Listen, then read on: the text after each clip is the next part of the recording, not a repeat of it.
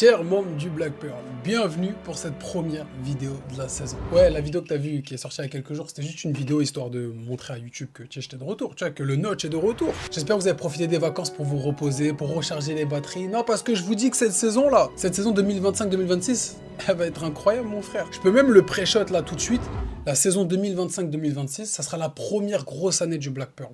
Tu l'as entendu là aujourd'hui tout de suite, tu verras dans un an et tu diras ah ouais, il avait raison le beau. Qui dit nouvelle saison dit nouveau concept, et aujourd'hui c'est le concept de tier list interactif où c'est vous qui votez pour une partie de la tier list. Sur Insta, je vous ai demandé où est-ce que vous voulez placer certains choix, et là à l'heure actuelle, au moment où je tourne la vidéo, je ne connais pas vos choix. Je vais les découvrir en même temps que vous, et je vous le jure sur l'honneur du Black Pearl que j'ai rien regardé. Donc toi comme moi, on va découvrir nos choix mutuels. Parce que ouais, bah oui, surprise frérot, t'en as voté que pour 3, sauf que moi j'en ai choisi 3, donc toi tu vas découvrir mes 3 choix moi, et moi je vais découvrir tes 3 choix. Bref, de toute façon tu vas comprendre très vite. Storm, c'est bon, t'es prêt pour la saison ou pas? Bien sûr monsieur, je suis gonflé à bloc. Eh ben c'est carré, perdons pas plus de temps, montez à bord du Black Pearl, et bonne vidéo à vous.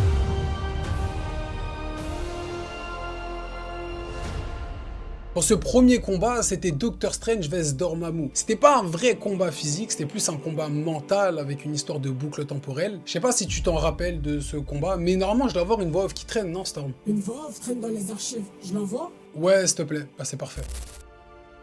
On est en 2016, lors du tout premier opus sur Doctor Strange. Stephen Strange, le protagoniste de l'histoire, vient d'acquérir les pouvoirs mystiques de la magie et il découvre Dormammu. Ok, le blaze il fait pas peur, j'avoue, mais ne le sous-estime pas frérot, c'est une des entités les plus fortes de l'univers. Issu de la dimension noire, son seul but, engloutir la Terre dans son monde intemporel.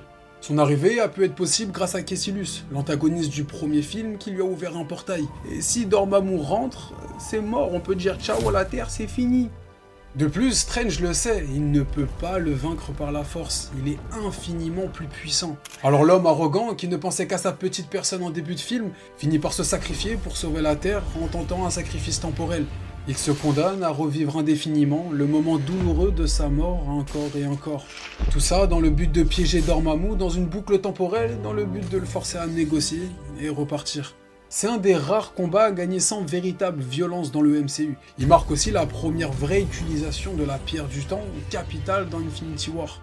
Personnellement, c'est pas le combat en lui-même que j'ai kiffé, c'est vraiment l'évolution qu'il y a autour. Au début, Strange, c'est un mec archi fort dans son domaine, hautain, arrogant, il est confiant de ses qualités, il pense qu'à lui et sa petite personne. Ce qui est paradoxal quand on sait que son métier consiste littéralement à sauver des vies. Mais après que la vie lui fasse payer son mauvais caractère à cause d'un accident, on le voit échouer, douter, se remettre en question, devenir un homme meilleur jusqu'à se sacrifier pour la Terre. Et moi, c'est toute cette évolution-là que j'ai kiffé. Jamais au début du film, j'aurais pu penser que Doctor Strange allait se sacrifier pour sauver la Terre. Mais bref, c'était pas à moi de choisir, c'était à vous, donc regardons où est-ce que vous avez décidé de le placer. Moi, perso, je l'aurais mis en tier B, pas plus haut quand même, faut pas abuser. Mais vous, je sais pas ce que vous avez choisi, donc on va voir. Ouais, je sais. On est un mois après ce que tu viens de voir, parce que en fait, quand j'ai tourné les premières parties, j'avais pas encore les résultats. Ouais, parce qu'en fait, tu connais, frère, famille nombreux, je peux pas tourner quand il y a du monde à la maison. Je suis obligé de tourner pendant les vacances, parce que eux, ils partent en vacances et moi, je fais des vidéos. Bref, j'avais pas les résultats, là ils sont là, je les ai pas vus, t'as vu, je te le jure sur l'honneur du Black Pearl, je les ai pas vus, on va les découvrir ensemble, toi et moi. Donc il est là, le premier papier, on va voir, vous l'avez mis en quoi. Pour moi, tier B les gars, tier B, je l'ai mis à l'envers. Doctor Strange Dormammu, tier A. Ça pour vous c'est tier A. Ah les gars, on n'est pas du tout corda les gars, comment ça tier A? Après non. Je viens de dire on juge pas parce que moi j'oublie que j'ai mis des choix, ça se trouve vous allez me juger fort après, on va pas... Non c'est... Ok, vous avez mis tier A. Mais après je vous juge pas, qui suis-je pour juger? Je ne suis qu'un homme. Pour ce deuxième duel, il vous faudra vous munir d'une loupe, sinon vous allez rien voir du tout, puisque c'est Ant-Man contre Yellow Jacket.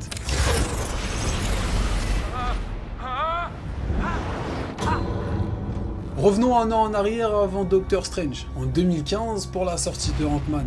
Darren Cross, ancien protégé de Hank Pym, a réussi à créer la particule Pym, permettant de miniaturiser des êtres humains, et comme si ça ne suffisait pas, il l'utilise pour créer une armure de combat, Yellow Jacket.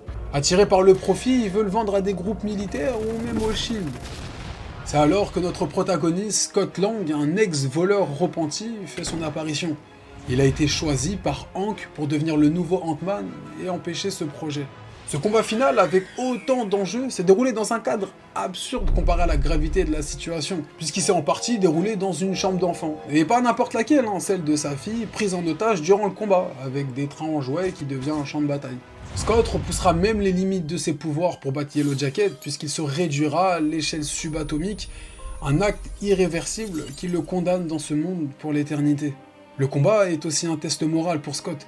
Il devient héros non pas pour la gloire, mais pour protéger ceux qu'il aime. Et en plus, le passage dans le royaume quantique ouvre la porte à ces concepts qui seront la clé dans Endgame.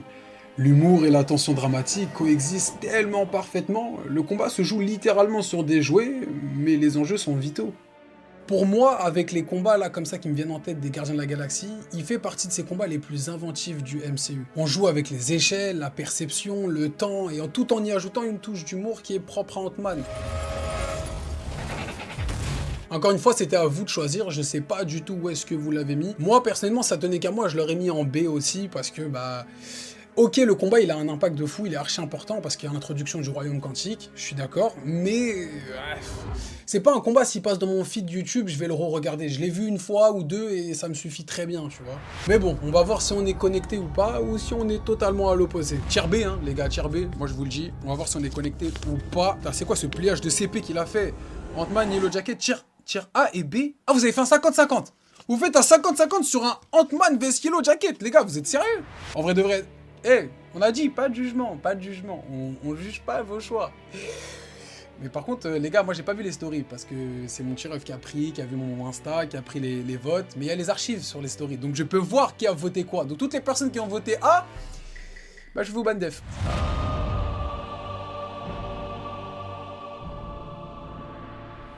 Pour ce troisième duel, on a le héros qui a ouvert le MCU.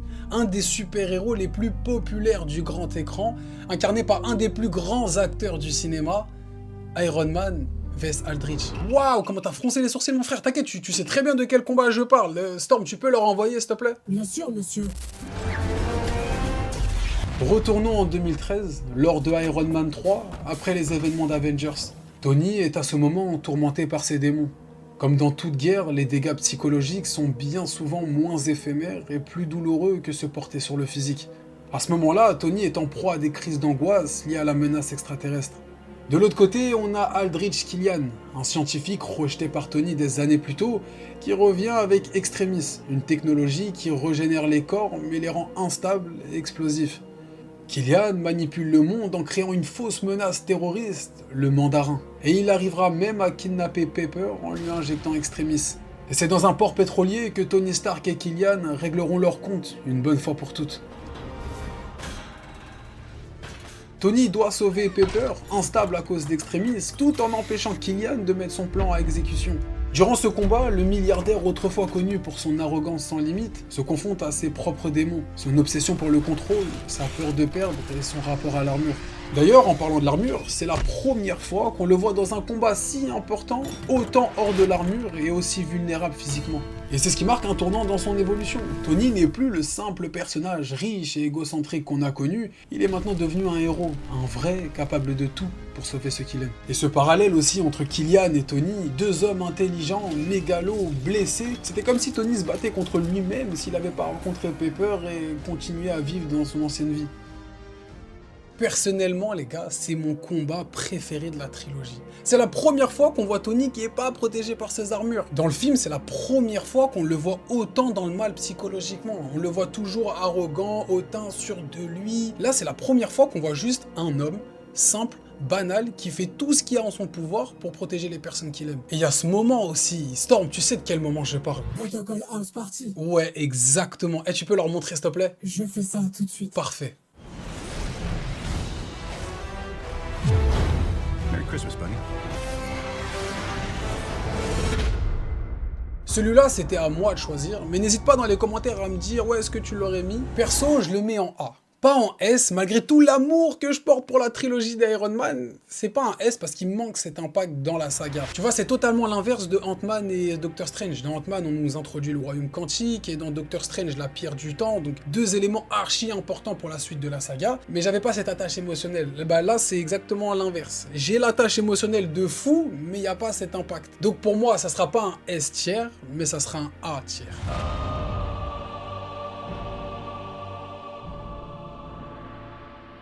Pour ce quatrième duel, on a T'Challa contre Eric Killmonger. Et ce combat, ce film en fait, bon sang d'une brouette en bois, qu'est-ce qu'il était magnifique. Et tout le long du film, j'ai pleuré de l'eau bénite. Et même quand je le revois encore aujourd'hui, je pleure de l'eau bénite. Non, ce film, c'est une dinguerie, frère. Et là, c'est sûr que j'ai une voix off, non, Storm? Bien sûr, depuis le 8 juin 2024. Ah oui, c'est vrai. Ben, juste envoie la première partie, pas la deuxième, il faut la garder pour la semaine pro. Mais dès que c'est prêt, c'est carré.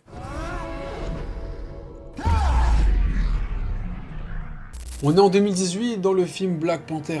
Eric Killmonger, ancien soldat de l'armée et cousin caché de T'Challa, revient au Wakanda pour revendiquer le trône après avoir passé toute sa vie hors du pays de ses ancêtres. Lui qui a côtoyé misère, violence et inégalité, reproche au Wakanda d'avoir laissé la population noire du monde souffrir alors qu'ils avaient les moyens d'aider. De l'autre côté, on a T'Challa, protagoniste du film, affaibli par la mort de son père et ses doutes sur l'héritage. Il sera vaincu pour la première fois par Killmonger dans un rituel de combat et laissé pour mort. Et c'est alors que Eric Killmonger prendra la tête du royaume. Mais T'Challa sera sauvé et reviendra défier une nouvelle fois son rival, mais cette fois les deux seront munis des armures et du pouvoir du Black Panther. As you can see, I am not dead. Ce combat représente tout ce qu'on attend d'une confrontation parfaite. L'aspect physique et visuel, aussi beau et magnifiquement chorégraphié soit-il, est éclipsé par les enjeux. C'est un combat idéologique entre deux visions du pouvoir, de l'identité et de l'héritage. C'est l'un des combats les plus émotionnellement lourds du MCU. Il oppose deux hommes légitimes, aux convictions fortes, blessés par une histoire familiale et mondiale. Les gars, si c'est moi qui votais, je pense que je l'aurais mis A tiers, voire S tiers. Mais bon, ce n'est pas à moi de choisir, c'était à vous. Et on va voir qu'est-ce que vous avez choisi. On est sur le troisième et le dernier de vos votes de la tier list. On va voir ce que vous avez mis. Moi, les gars, je vous dis la vérité, me décevez pas une deuxième fois. Parce que déjà, le Ant-Man Yellow Jacket, tier A et tier B, en quelle année? En quelle année c'est en 50-50 ça? Mais bon, vas-y, on va voir. T'Challa vs Killmonger, tier S. Oh, merci. Tiens, serre-moi la pince. Mais non, frérot, c'est une caméra, on peut pas se tirer la pince. Tu as déjà fait la blague il y a 2 mois et tu retombes encore dedans. Mais en tout cas, voilà, là on est d'accord. Même si je l'aurais mis quand même en A, tier S, les gars, faut quand même que ça se mérite. Mais on va pas dire non.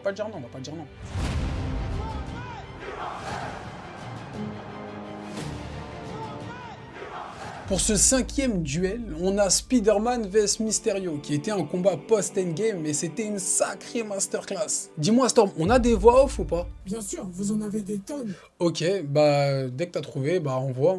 On est en 2019, soit quelques mois après les événements de Endgame, dans le deuxième volet de Spider-Man avec Tom Holland. Après la mort de Tony Stark, Parker est en plein doute. Il ne se sent pas digne d'être l'héritier d'Iron Man. Quentin Beck, alias Mysterio, se présente alors comme un héros venu d'un autre monde, mais il s'avère être un ancien employé de chez Stark Industries, frustré et manipulé. Beck utilise des drones et des illusions hyper réalistes pour se faire passer pour un sauveur, dans le but de devenir un nouveau symbole mondial. Les gars, carrément non, je vous regarde dans les yeux, lentille qui fixe directement vos yeux, hors Avengers, hein, on oublie, pour moi, et je dis bien pour moi, c'est le plus beau combat que j'ai vu dans tout le MCU. Il y a tout qui est parfait. Tout ce que tu peux imaginer de parfait quand on te demande c'est quoi pour toi le combat parfait dans un film de super-héros, il y est mon frère. La chorégraphie de combat, la beauté visuelle, les effets, le sound design, tout est parfait mon frère. Il n'y a que l'impact où ça peut prêcher, mais c'est normal. On était à la fin de la saga, c'était post-endgame, donc il n'y avait plus besoin d'avoir un impact sur la série, etc. Mais frère, et si tu l'as pas vu, s'il reste encore des énergumènes qui n'ont pas vu ce combat, va après ma vidéo, frérot, 4K en plus en HDR, tu l'auras en bien, regarde et tu vas voir, et reviens commenter après dans cette vidéo, masterclass le combat de Spider-Man. Je faisais partie de la team, après Endgame, pour moi c'est mort, il n'y a plus rien, c'est fini, c'est terminé. En plus un troisième Spider-Man, c'est bon, on connaît l'histoire. Mais non, les Spider-Man de Tom Holland sont juste magnifiques. Entre héritage, quête d'identité, responsabilité, trahison, doute, perte, il y a tout. C'était à moi de placer ces deux derniers combats, et pour ce combat Spider-Man vs Mysterio, clairement je le mets en A tier pour la beauté du combat, mais je le mets pas en S non plus. En fait pour moi le S c'est incontestable, tu vois, c'est vraiment un truc qui nous met tous d'accord. Tu vois, il y a ce sentiment de no contest. Et de toute façon si c'était si facile d'être S tier, il n'aurait pas cette saveur de GOAT.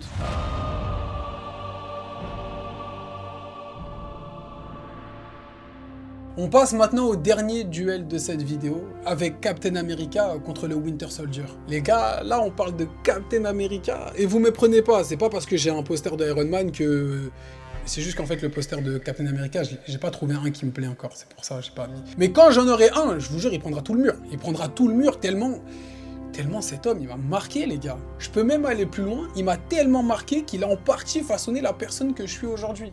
Tu vois ou pas le délire? Peggy. This is my choice. Après avoir survécu à la Seconde Guerre mondiale, Steve Rogers est un homme déplacé dans une époque totalement différente. Il ne travaille plus pour l'armée américaine, mais pour le SHIELD. Mais lui, qui pensait travailler pour la bonne cause, découvre que l'organisation est infiltrée depuis des années par Hydra. Une organisation qui utilise des méthodes de surveillance de masse pour neutraliser les menaces avant qu'elles naissent. Et au cœur de cette machination et de cette paranoïa, il y a le mystérieux Winter Soldier, un assassin redoutable aux capacités surhumaines. Le SHIELD envoie alors leur meilleur agent sur le coup, Steve Rogers, pour tuer ce Winter Soldier, jusqu'à que Steve découvre que ce tueur est en réalité Bucky Barnes, son meilleur ami d'enfance, censé être lui aussi mort à son époque, mais qui a été capturé et reprogrammé par Hydra. Ce combat oppose deux êtres tellement proches du cœur, mais tellement loin de l'esprit. Ce duel oppose l'amitié au conditionnement, l'humain au soldat, le libre arbitre face à la manipulation mentale.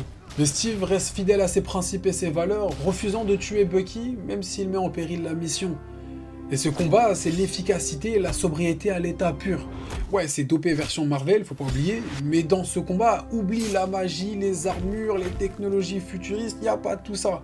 Là, c'est deux hommes, deux esprits, deux cœurs qui se battent dans un duel physique accompagné d'une violence réaliste et brutale. En plus, en parallèle, on assiste à la chute du SHIELD, un pilier du MCU depuis la phase 1.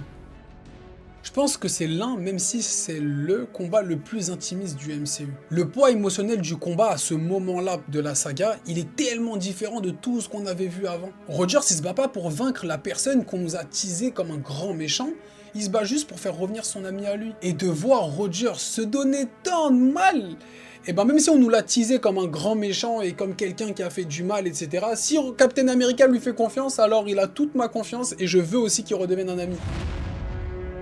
Ce combat aura un impact au-delà du film parce qu'il marque la naissance de l'arc majeur de Bucky dans le MCU. Donc les gars, je crois que pour ce premier épisode de Tier List du Black Pearl, on a le tout premier S-tier de la série.